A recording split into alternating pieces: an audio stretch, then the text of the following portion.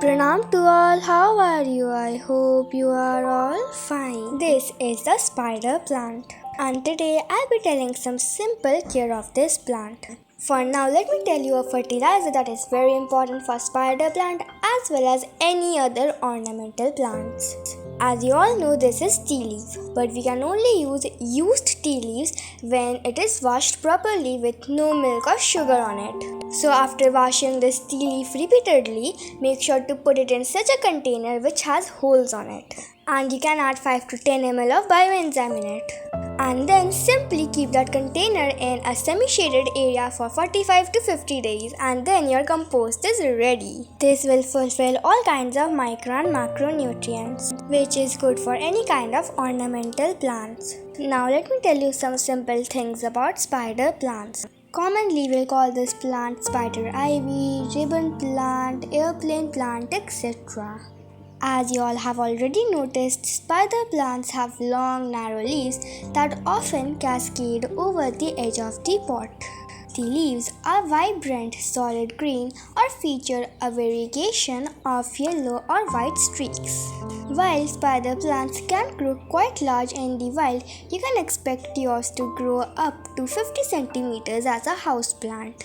But this actually depends on the size of the pot.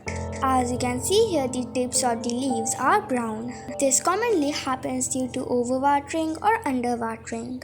Here it's actually due to overwatering. My mom did not notice and watered it a little too much, that's why the tips are brown. That's why my mom will not water this plant until the topsoil is dry again. Also, this plant does not like direct sunlight. My mom has still kept it in a shaded area in our rooftop, but my mom will soon bring it downstairs. It is because the winter season is already arriving. This plant is actually very easy to take care of. And that's one of the reasons why spider plants are always so popular. It is attractive due to its super low maintenance. Spider plants are also non-toxic, so if you have pets or little people in your house, you have nothing to worry about. Here my mom is giving the compost to the plant.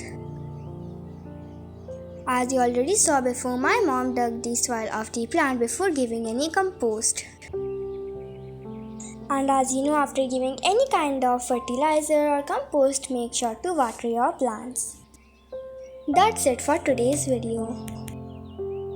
I hope you make the compost and give it to your plants so your plants can be more bushier than before. If you liked the video, then make sure to subscribe to our channel and watch all our other videos. Stay safe, stay healthy. Thank you for watching. Bye bye.